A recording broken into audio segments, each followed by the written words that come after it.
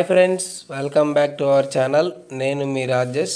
ఈరోజు టాపిక్ వచ్చేసి daily current అఫైర్స్లో భాగంగా 17/3/2024లో జరిగినటువంటి ప్రధానమైన కరెంట్ అఫైర్స్ డిస్కస్ చేద్దాం.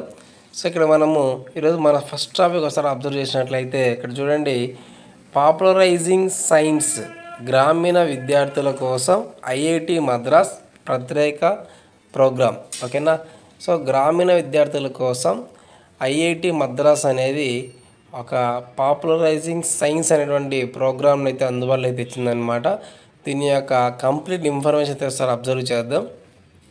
ఇక్కడ చూడండి, గ్రామీణ విద్యార్థులకు స్థానిక భాషల్లోనే సైన్స్ అంశాలతో పాటు కెరీర్ గైడెన్స్పై అవగాహన పెంచేందుకు ప్రతిష్టాత్మక విద్యా సంస్థ ఐఐటి మద్రాస్ ఈ కార్యక్రమాన్ని చేపట్టింది. ఓకేనా, చాలా ఇంపార్టెంట్ అండి.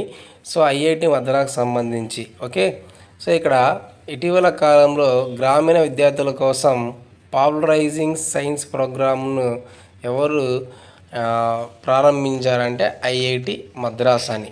ఓకే, నెక్స్ట్ వన్, పాకిస్తాన్ సరిహద్దు సమీపంలో తొలి అపాచీ అటాక్ హెలికాప్టర్ స్క్వాడ్రన్ను భారత ఆర్మీ ఏర్పాటు చేసింది. సో ఈ అంశాన్ని గుర్తుపెట్టుకుని డైరెక్ట్గా దీని యొక్క పేరు గుర్తుపెట్టుకోండి, Apache attack helicopter squadron, Apache helicopter squadron. Okay, next వచ్చేసి పునరుత్పాదక ఇంధన ప్రాజెక్ట్ ఆర్ఈసితో బెల్ ఒప్పందం. పునరుత్పాదక ఇంధన ప్రాజెక్ట్ అనేటువంటి ఆర్ఈసితో బెల్ అనేటువంటి కంపెనీ అయితే ఒప్పందం చేసుకుంది. సో దీనిలో భాగంగా 10 మెగావాట్స్ లేదా అంతకంటే ఎక్కువ పునరుత్పాదక ఇంధన ప్రాజెక్టులను ఇందులో భాగంగా అభివృద్ధి చేస్తున్నాయి. ఓకేనా. సో పునరుత్పాదక ఇంధన ప్రాజెక్ట్ అయినటువంటి ఆర్ఈసితో ఇటీవల ఏ కంపెనీ ఒప్పందం చేసుకుందంటే బెల్ అనేటువంటి కంపెనీ ఒప్పందం చేసుకుంది అనే అంశాన్ని గుర్తుపెట్టుకుంటే సరిపోతుంది అన్నమాట. నెక్స్ట్ వన్, జేకేఎన్ఎఫ్పై నిషేధం. కాశ్మీరు వేర్పాటు విధానాన్ని బలంగా వినిపించే జమ్మూ కాశ్మీర్ నేషనల్ ఫ్రంట్. ఓకేనా. సో జమ్మూ కాశ్మీర్ నేషనల్ ఫ్రంట్పై కేంద్రం 5 ఏళ్ల పాటు నిషేధం విధించింది. సో దీనిలో భాగంగా ఉపా చట్టం కింద ఈ చర్యలు తీసుకుంది. ఓకేనా. ఇది ఏ చట్టం కింద చర్యలు తీసుకుందంటే ఉపా చట్టం కింద చర్యలు తీసుకుంది అన్నమాట. ఓకే, నెక్స్ట్ వన్, ఆరోగ్య సేవలతో ముడిపడిన ఇన్ఫెక్షన్ల ముప్పును పసిగట్టేందుకు ఏఐ. ఓకేనా. సో హాస్పిటల్స్లో అనారోగ్యానికి చికిత్స తీసుకునే సమయంలో ఇతర రకాల ఇన్ఫెక్షన్ల బారిన పడే ముప్పును ఖచ్చితత్వంతో గుర్తించగల ఆర్టిఫిషియల్ ఇంటెలిజెన్స్ను అమెరికా శాస్త్రవేత్తలు తాజాగా అభివృద్ధి చేశారు. ఓకేనా.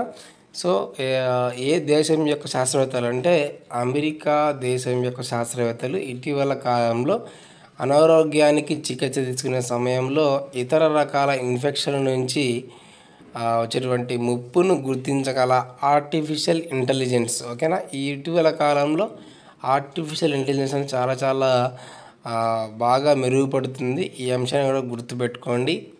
నెక్స్ట్ వన్, సచివాలయానికి జాతీయ అవార్డు. So doctor B R Ambedkar Telangana రాష్ట్ర సచివాలయంకు గుర్తింపు సాధించింది. సచివాలయ నిర్మాణ సంస్థ షాపూర్జీ పుర్లోంజీ సంస్థకు national safety council safety award. ఓకేనా. సో ఈ సంస్థ సేఫ్టీ అవార్డు 2023 ప్రకటించింది.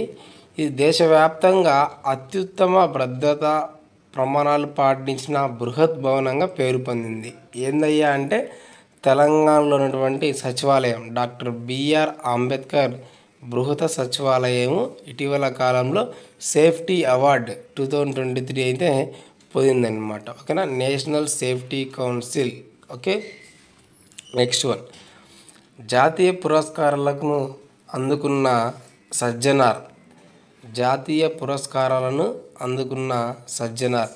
జాతీయ స్థాయిలో దక్కిన ఏఎస్ఆర్టీయు ఎక్సలెన్స్ 5 అవార్డును టీఎస్ఆర్టీసీ ఎండి సజ్జనార్ గారు అందుకున్నారు. ఓకేనా. ఇటీవల కాలంలో టీఎస్ఆర్టీసీకి తెలంగాణ సంబంధించినటువంటి ఆర్టీసీకి మనకి జాతీయ స్థాయిలో ఏఎస్ఆర్టీయు ఎక్సలెన్స్ 5 అవార్డులను అయితే ఇటీవల కాలంలో ఎండి సజ్జనార్ గారు అందుకోవడం జరిగింది. నెక్స్ట్ వన్, ఏపీ మహిళా కమిషన్ చైర్మన్గా వెంకటలక్ష్మి. ఓకేనా. సో ఈ పేరు గుర్తుపెట్టుకోండి. ఏపీ మహిళా కమిషన్ చైర్మన్గా వెంకటలక్ష్మి గారు ఇటీవల కాలంలో నియమితులయ్యారు. ఉత్తర్వులు జారీ చేసిన ప్రభుత్వం. ఓకేనా. ప్రస్తుతం ఆమె కమిషన్ సభ్యురాలు.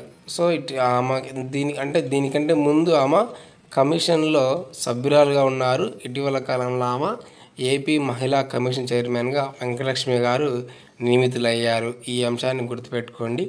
నెక్స్ట్ వన్, సిబిఎస్ఈకు నూతన చైర్మన్గా Rahul Singh.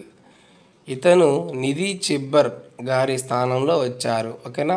Central board of secondary education సంబంధించి నూతన చైర్మన్గా రాహుల్ సింగ్ అనేటువంటి వ్యక్తి ఇటీవల కాలంలో నియమితులయ్యారు. ఎవరి స్థానంలో వచ్చారంటే నిధి చిబ్బర్ గారి స్థానంలో తను రావడం జరిగింది. నెక్స్ట్ వన్, పాలస్తీనా ప్రధానిగా మహమ్మద్ ముస్తఫా. ఓకేనా. వెరీ వెరీ ఇంపార్టెంట్ అండి. ఇటీవల కాలంలో కొత్తగా వార్త ఇచ్చిన వ్యక్తులందరూ కూడా మనం గుర్తుపెట్టుకోవాల్సి ఉంటుంది. పాలస్తీనా నూతన ప్రధానిగా మహమ్మద్ ముస్తఫా గారు నియమితులయ్యారు. సో మహమ్మద్ అబ్బాస్ గారు మహమ్మద్ ముస్తఫాను మనకి చెప్పడం జరిగిందనమాట. అంటే మహమ్మద్ అబ్బాస్ గారు మహమ్మద్ ముస్తఫాను నియమించడం జరిగింది. ఈ అంశాన్ని కూడా గుర్తుపెట్టుకోండి. తను పాలస్తీనా నూతన ప్రధానిగా మహమ్మద్ ముస్తఫా. ఓకేనా. సో ఇది ఫ్రెండ్స్ ఈరోజు మనకు వార్తల్లో భాగంగా సో ముఖ్యమైన కరెంట్ అఫైర్స్. ఇలాంటి కరెంట్ అఫైర్స్ కోసం ఛానల్ని సబ్స్క్రైబ్ చేయండి. అలాగే వీటి యొక్క పీడిఎఫ్ కోసం మన వాట్సాప్ గ్రూప్ లింక్ అలాగే టెలిగ్రామ్ గ్రూప్ లింక్ డిస్క్రిప్షన్లో ఇవ్వడం జరిగింది. వాటిలో కూడా మీరు జాయిన్ అవ్వండి. అప్డేట్స్ అయితే పొందండి. Thank you for watching.